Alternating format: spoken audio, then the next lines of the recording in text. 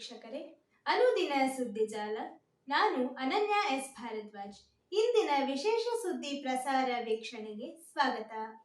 ಮಸೂದೆಗೆ ಸಹಿ ಹಾಕಲು ರಾಜ್ಯಪಾಲ ರಾಷ್ಟ್ರಪತಿಗೆ ಸಮಯ ಮಿತಿ ಇಲ್ಲ. ಸುಪ್ರೀಂ ರಾಜ್ಯಗಳ ವಿಧಾನಸಭೆಗಳು ಅಂಗೀಕರಿಸಿದ ಮಸೂದೆಗಳಿಗೆ ಅಂಕಿತ ಹಾಕುವುದಕ್ಕೆ ರಾಜ್ಯಪಾಲರು ಹಾಗೂ ರಾಷ್ಟ್ರಪತಿ ಅವರಿಗೆ ಕಾಲಮಿತಿ ನಿಗದಿ ಮಾಡುವಂತಿಲ್ಲ ಎಂದು ಸುಪ್ರೀಂ ಕೋರ್ಟ್ ಗುರುವಾರ ಮಹತ್ವದ ತೀರ್ಪು ನೀಡಿದೆ.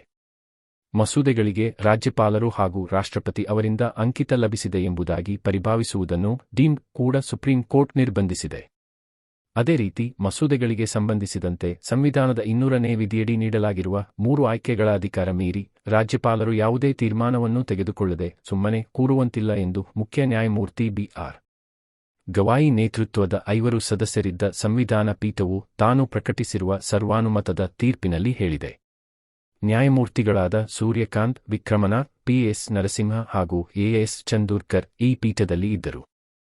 ಮಸೂದೆಗಳಿಗೆ ಸಂಬಂಧಿಸಿದಂತೆ ತೀರ್ಮಾನ ಮಾಡದೆ ಸುಮ್ಮನೆ ಕೂರಲು ರಾಜ್ಯಪಾಲರಿಗೆ ಅನಿಯಂತ್ರಿತ ಅಧಿಕಾರ ಇದೆ ಎಂದು ನಾವು ಭಾವಿಸುವುದಿಲ್ಲ. ಹೊಂದಾಣಿಕೆಗೆ ಅವಕಾಶ ಕಲ್ಪಿಸಿರುವ ಉದಾತ್ತ ಸಂವಿಧಾನ ನಮ್ಮದು. ಭಾರತದಂತಹ ಪ್ರಜಾಸತ್ತಾತ್ಮಕ ದೇಶದಲ್ಲಿ ಮಸೂದೆಗಳಿಗೆ ಅಂಕಿತ ಹಾಕುವುದಕ್ಕೆ ರಾಜ್ಯಪಾಲರಿಗೆ ಕಾಲಮಿತಿ ನಿಗದಿ ಮಾಡುವುದು ಕೂಡ ಸಂವಿಧಾನದ ಈ ಮೌಲ್ಯಕ್ಕೆ ವಿರುದ್ಧವಾದುದು ಎಂದು ತೀರ್ಪನ್ನು ಓದಿದ ಮುಖ್ಯ ನ್ಯಾಯಮೂರ್ತಿ ಗವಾಯಿ ಹೇಳಿದರು. ತಮಿಳುನಾಡು ರಾಜ್ಯಪಾಲ ಆರ್.ಎನ್. ರವಿ ಅವರು 10 ಮಸೂದೆಗಳನ್ನು ಅನಿರ್ದಿಷ್ಟಾವಧಿಗೆ ತಡೆಹಿಡಿದಿರುವುದನ್ನು ಪ್ರಶ್ನಿಸಿ ತಮಿಳುನಾಡು ಸರ್ಕಾರ ಸುಪ್ರೀಂ ಕೋರ್ಟ್ ಮೆಟ್ಟಿಲೇರಿತ್ತು. ನಿತೀಶ್ ದಾಖಲೆ 10ನೇ ಬಾರಿಗೆ ಬಿಹಾರದ ಮುಖ್ಯಮಂತ್ರಿ. ರಾಜಕೀಯ ವಿರೋಧಿಗಳಿಂದ ಪಲ್ಟುರಾಮ್ ಎಂಬ ಅಡ್ಡ ಹೆಸರಿನಿಂದಲೂ ಬೆಂಬಲಿಗರಿಂದ ಸುಶಾಸನ ಬಾಬು, ಉತ್ತಮ ಆಡಳಿತಗಾರ ಎಂಬ ಪ್ರಶಂಸೆಗೂ ಪಾತ್ರರಾಗಿರುವ ಜೆಡಿಯು ಮುಖ್ಯಸ್ಥ ನಿತೀಶ್ ಕುಮಾರ್ 71 ವರ್ಷದ ಅವರು 10ನೇ ಬಾರಿಗೆ ಬಿಹಾರದ ಮುಖ್ಯಮಂತ್ರಿಯಾಗಿ ಗುರುವಾರ ಪ್ರಮಾಣ ವಚನ ಸ್ವೀಕರಿಸಿ ದಾಖಲೆ ಬರೆದರು. ಇಲ್ಲಿನ ಗಾಂಧಿ ಮೈದಾನದಲ್ಲಿ ನಡೆದ ಸಮಾರಂಭದಲ್ಲಿ ನಿತೀಶ್ ಕುಮಾರ್ ಸಂವಿಧಾನದ ಹೆಸರಿನಲ್ಲಿ ಪ್ರಮಾಣ ವಚನ ಸ್ವೀಕರಿಸಿದರು. ನಿತೀಶ್ ಸಂಪುಟದ 26 ಸದಸ್ಯರಿಗೆ ರಾಜ್ಯಪಾಲ ಆರಿಫ್ ಮೊಹಮ್ಮದ್ ಖಾನ್ ಪ್ರಮಾಣ ವಚನ ಬೋಧಿಸಿದರು. ಪ್ರಮಾಣ ವಚನ ಸ್ವೀಕಾರ ಕಾರ್ಯಕ್ರಮದ ಬಳಿಕ ಪ್ರಧಾನಿ ನರೇಂದ್ರ ಮೋದಿ ಅವರು ನೆರೆದಿದ್ದ ಸಭಿಕರ ಎದುರು ಗಂಚ, ತೆಳುವಾದ ಟವಲ್ ಬೀಸಿ ಬಿಹಾರದ ಜನರಿಗೆ ಧನ್ಯವಾದ ಸಲ್ಲಿಸಿದರು.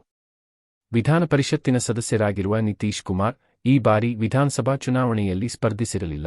ಆದರೆ ಮತ್ತೆ ಮುಖ್ಯಮಂತ್ರಿಯಾಗುವ ಮೂಲಕ ಅವರು ದಾಖಲೆ ಬರೆದಿದ್ದಾರೆ. ದೇಶದಲ್ಲಿ ಸುದೀರ್ಘ ಅವಧಿ ಅಧಿಕಾರದಲ್ಲಿದ್ದ 10 ಮುಖ್ಯಮಂತ್ರಿಗಳ ಪಟ್ಟಿಗೆ ಅವರ ಹೆಸರು ಸೇರ್ಪಡೆಗೊಂಡಿದೆ. ಇಂದಿರಾ ಗಾಂಧಿ ಹತ್ಯೆ ನಂತರ 1985ರಲ್ಲಿ ನಡೆದ ವಿಧಾನಸಭಾ ಚುನಾವಣೆಯಲ್ಲಿ ಗೆದ್ದು ನಿತೀಶ್ ಕುಮಾರ್ ಮೊದಲ ಬಾರಿಗೆ ಬಿಹಾರ ವಿಧಾನಸಭೆ ಪ್ರವೇಶಿಸಿದ್ದರು. ಕಳೆದ 19 ವರ್ಷಗಳಿಂದ ಅವರು ಮುಖ್ಯಮಂತ್ರಿ ಗದ್ದುಗೆ ಉಳಿಸಿಕೊಂಡಿದ್ದಾರೆ.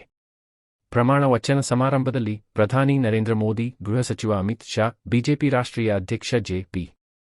ನಡ್ಡಾ, ಬಿಹಾರ ವಿಧಾನಸಭಾ ಚುನಾವಣೆಯ ಉಸ್ತುವಾರಿಯಾಗಿದ್ದ ಧರ್ಮೇಂದ್ರ ಪ್ರಧಾನ್ ಸೇರಿದಂತೆ ಎನ್ಡಿಎ ಮೈತ್ರಿಕೂಟದ ಪ್ರಮುಖ ನಾಯಕರು ಮತ್ತು ಎನ್ಡಿಎ ಆಡಳಿತವಿರುವ ರಾಜ್ಯಗಳ ಮುಖ್ಯಮಂತ್ರಿಗಳು ಭಾಗವಹಿಸಿದ್ದರು.